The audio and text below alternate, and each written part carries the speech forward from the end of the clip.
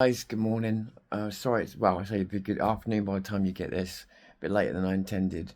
Um, I'm gonna hold this here for a minute. It's just comfortable. So yeah, forgive me if I don't look straight at you. Um, I am so tired of some stuff, whether it's from political parties. If you remember around Brexit and afterwards, even when our country was being like terrorized and was falling apart and COVID and everything else, the party politics continued. The Conservative Party still kept demonstrating that their internal party politics, ergo ambition to fuck each other over, was still more prevalent than the problems in the country, in spite of the fact the country was rocking on the edge. Their internal politics was more important. Their internal ambition to fuck each other over, which they've always been like, was more important, even at crisis points, which is something to remember, especially as you've now got many of those conservatives joining other parties that people are putting so much hope in. Well, you need to remember when the chips are down, these politicians are too busy looking for ways to stab each other in the back to help us. Nothing seems to have changed. I keep telling myself that there's a chance of coalition. I believe there is, but if the way they're going, they're going to sabotage relationships and bridges that they built together. Again, for personal ambition, I think a lot of them see the next election as a given. It's just going to be a right wing party no matter what. Dangerous thinking, dangerous thinking in a country that's changing as quick as this one. And again, from the voters' point of view, I don't know how long it is. It's still 3 years away, 2.5 years away. In the environment we're in now, where things are changing daily, it's too dangerous to be thinking like that. I'm sorry, you just can't. And then Danny Tomo. I'm sorry, but like I like Danny on a personal level. Even now, if like tomorrow I saw him at a demo, I would shake his hand. I always do, and we would have a quick chat, and I'd go off and do my thing. Yeah. And he knows I've criticised him, but he also knows that there's nothing actual personal between us. And I think because we know there's nothing personal, he doesn't take the things I say personally. But I've got to be honest with you. He made this big post on X last night, and it was like, that big serious face again and all the rest of it. And because he's Danny Tomo, and because I do have some respect for him, I gave him the time of day. And that's where I felt totally clickbaited, bait and switched, and felt really angry with him because it was late. I was busy. I was working on many things, and I'm trying to listen to people who have got something really important to say. His was just an ego trip. I've seen it so many times from him. He's been called something. He's been accused of something. I'm not going to go into it again. So, and again, if you really got nothing to hide, so what? Why are you ignoring it? But no, another video, yet another one where he comes out reading from an auto cue, pre-approved script that he's already written, which doesn't come across well when you're talking about subjects that are supposed to be hot, and then just going on and on a pre-written script, about his virtue and about how disgusting and how he would fight. And we heard all this before, like multiple videos recently, just wasting people's time. And again, what I said about the politicians recently, he's worrying about his fucking ego. And he's not the only one. Let's not put it all on Danny. A lot of these people are worrying about their ego and their position and everything else and how they're seen by you, much more than they're worrying about this country. So you've got the politicians doing it, but you've also got the so-called leaders. Leaders of what? We need to be our own leaders. But you've got the so-called leaders of the movement who are completely and utterly wrapped up in their own little battles, not looking at the bigger picture at all, because the bigger picture to them is their popularity and their ego and everything else. And and the thing is, it happens to a lot of people. Some people find success, and it just, unfortunately, people say, "I won't change." You don't have a choice. Some people change, some don't, and it's just in your DNA. And I'm not saying Danny's a cunt or anything else. I'm saying I couldn't help but write back to him and just say to him, "You've just wasted my time. That absolutely boring, absolute waste of my time. Just stop. Just stop. Stop doing it. Um, we either believe in you or we don't. Nothing you put on there is going to change it right now. But when you keep putting these stupid, scripted, wooden videos up, it actually makes people actively switch you off. You get something called heat in the business of wrestling, which is good, but you get something called go away heat. It makes people just go away. And that's not good for anybody putting out content because he's got such a loyal following who will watch no matter what. He doesn't realize he's turning a lot of people off. Danny, stop. Because you are putting a lot of people off. I see a lot of people who warmed back up to you, who prepared to put the time into you, again, prepared to give you the chance again. And then you do stuff like that. And I hear them in droves. Like, this is what nobody else will say out loud because they're scared. But I hear them in droves just walking away. Fucking stop it. And again, this shows you, and there's other people as well. I'm not going to bother naming them all, but there's other people as well. They're more interested in their own personal advancement or their own perceived, imagined slights than they are the seriousness of what's going on in this country. You wonder why I call things out. It's because we're in a deep, deep mess.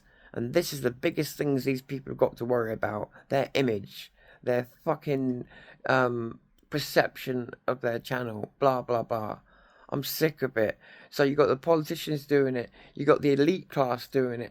You've got the so-called leaders of a so-called movement doing it. Where does it end? Where do people think this magic help's going to come from? Where do people think this election magic's going to come from when they can't work together and they're all the same fucking people that we started with anyway, pretty much. I mean, look at these parties. The parties are new, but look at the people now. And look at the people that are new, if you know what I mean. Yeah, if you know what I mean. The demographic. Sorry. Um, but you know what I mean, though, right? So they're proven to be that woke right that we talked about. Because if you're putting somebody you consider to be dangerous, i.e., certain demographic, into your party, what are you doing it for? If you believe them to be harmful and you've said that they're harmful, you're doing it for a DEI. You're doing it to please people. You're doing it to be politically correct. You're not doing it necessarily because it's the right thing to do. Sorry, but you're not. Because it's everything that when you opened up, you stood against. Don't get me wrong, I'm not saying there's no good people in that demographic out there. You know I'm not. And I'm not saying nobody's good for the job. I'm saying there's certain people have raised some serious questions. And I think the most dangerous part of it of all, and probably what does make, I know I need a haircut, what does make me address it is because I see so many people out there still putting their hope in, oh, if we get a new party and everything's going to change. If the old parties don't make it back in, everything's going to change. And I think probably what people are holding on to the most is that anything would be better than Starmer. Even I've said it. It's probably true to a point.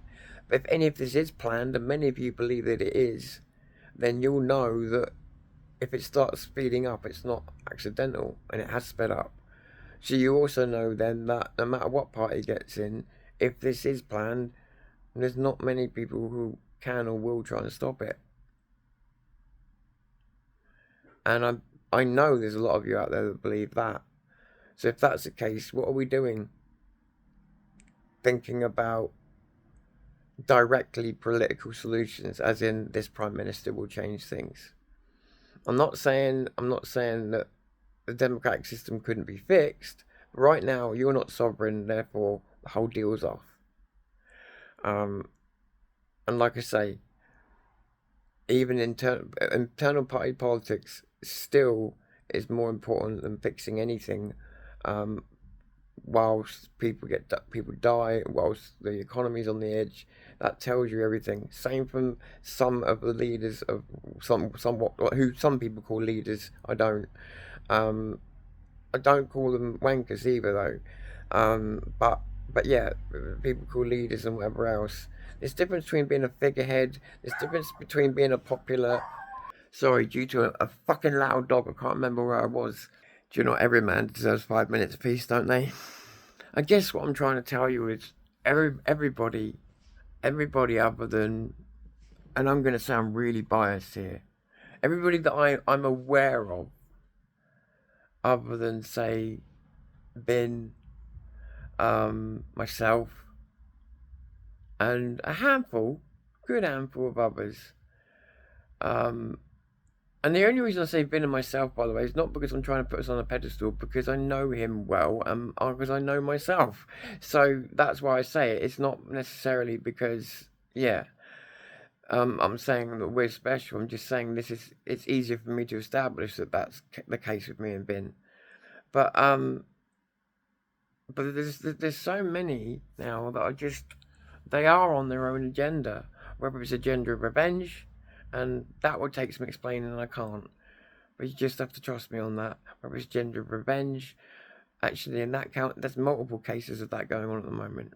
Whether it's nepotism, whether it's whatever going on, whether it's privatization of the right, which I say in a sarcastic way, but it's actually a very serious, serious thing that's happened, and it is actually very dangerous to the truth. When you see all this going on, you realise how much trouble we're in. Even if people have got good intentions, right now they're all on side quests. Just look at it. Just take a look at it. Don't take my word for it, because otherwise I'll get called divisive. Go and have a look yourself. Many of you abroad know the trouble our country is in. You know how bad things are. So then take a look at the posts of people and think, why are they talking about that right now? Could that not wait? Did that post need to be made? Do you know what I mean? Did that video need to be made? And I'm not talking about with people like me who can afford to make mistakes at the moment. I'm talking about people that have got somewhere, sometimes undeservedly, but it doesn't matter. They've got that platform. Use it for good. It doesn't matter how you got there, does it? But they're not using it for good. And they claim to be, and that's the thing that makes it wrong. They claim to be, they espouse it, they talk about it all the time, but they don't use it for any good. They don't actually do any good with it. They constantly use it to protect their image against any criticism. And that's the other thing, like I say, if you don't believe in the woke right, look at what reform is becoming. Look at how our movement is becoming. We're scared of our own fucking shadow. I'm not, but they are, and they're scared of criticism. I've seen certain people mention Danny Roscoe's name.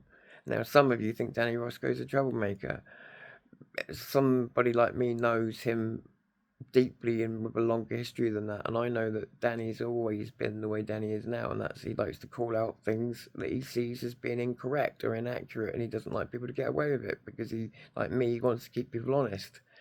But what's interesting is when Danny did any of this, he was called all the worst names in the world, and yet when all of these much bigger people remember the rule in podcasting is you do not punch down.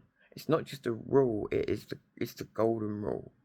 Yeah, it's not a good look, and yet recently I've seen some of the biggest podcasters and politicians mention his name, partly because they're insecure, partly because they're frightened of him. And he's obviously living rent free in their heads. Why? He's got a good sized following on X, but he's not massive. He can't do them any actual harm. He can't actually damage anything. So why respond to him? They've just made him 10 times more popular. And that is something I know, for instance, say Tommy would never, Tommy knows the game. Yeah, and Tommy knows the game, so Tommy would never he would never go on his channel and slag someone off because he knows it would give them publicity. But what's interesting is when all these people put Danny Roscoe's name in their mouth over and over again, making him the butt of every joke, nobody's got a bad word to say against them. But when Danny Roscoe makes any comments about them, he's considered to be a tyrant. I just want that lack of parity, that lack of balance recognised. Because fine, if you don't like Danny Roscoe talking about other people, I get it.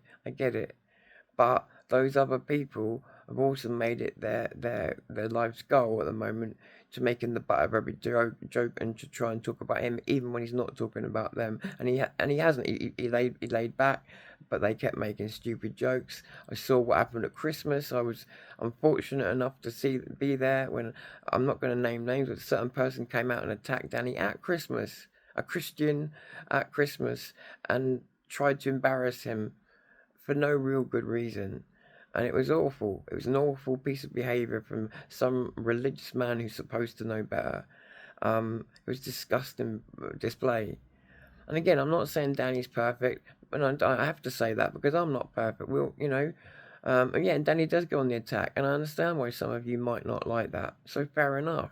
You make your own choices. I'm not trying to persuade you. What I'm trying to say is there is a two-tier system within our own movement, because the other people who aren't supposed to punch down, who aren't supposed to even recognise Danny, can't keep him out their mouth and can't stop slagging him off. What does that tell you? They don't need to be frightened of him. So either it says a deep insecurity or he's hitting some truth that we're not aware of. But regardless, you see what I'm saying. Nobody's eye is on the goal. Nobody's eye is on the goal. And that is the mess we're in. You know? And we need to be, because we are in big trouble, as I've said many times. And I'll be honest with you, I see some of the comments Vin gets, and he gets a lot of support. I think he did a video today where he got about 600 views and he got nearly 200 likes. I mean, when your channel's getting that kind of percentage, it doesn't get any higher. That's a really high percentage, massive. I think that's probably the percentage I was getting at my absolute peak. That it's really good. It means he's got great support. But even so, people look at the numbers on the channel, they look at the size of the channel, and they think they know something. And they forget he may have done channels before, they forget all kinds of things. And what really irritates me is when they just throw problems rather than ever offer a solution, or they try and make him out to be stupid because he's talking about a certain subject and they don't realise he's trying to educate and he's trying to cater to an audience, because he doesn't mention some weird conspiracy theory that may be true. They get on his back and make out, oh, welcome to the fight sort of thing, like he's the one who's just joined. Vin's been here for years. I'm going to put a video out, actually, at some point and show you an old Vindicator and Zero News video from years ago, if Vin doesn't mind. And I'm going to do one with Danny Roscoe as well. And you'll see what we were. You'll see what we all were. And it is kind of embarrassing looking back because we were, but at the same time, you can see what we all were and what we still are. And that's all people that want to fight for good, and have been blocked in many ways. Vin by being repeatedly taken down, Danny by being pulled, and that's all I can say. And me by being, we don't need to worry about me, but because I'm back, so it doesn't matter. But yeah, we've all had our problems, but I want to call this out, not because I want to get distracted on it as well, because I'm not going to make video after video about it. I want to call this out because it's up to people. If people want them to stop, then rather than slagging each other off or going for the smallest podcast, you've got to understand the rules of this entertainment business. You don't punch down. So, and like I say, Tommy knows this, but you never see him do it.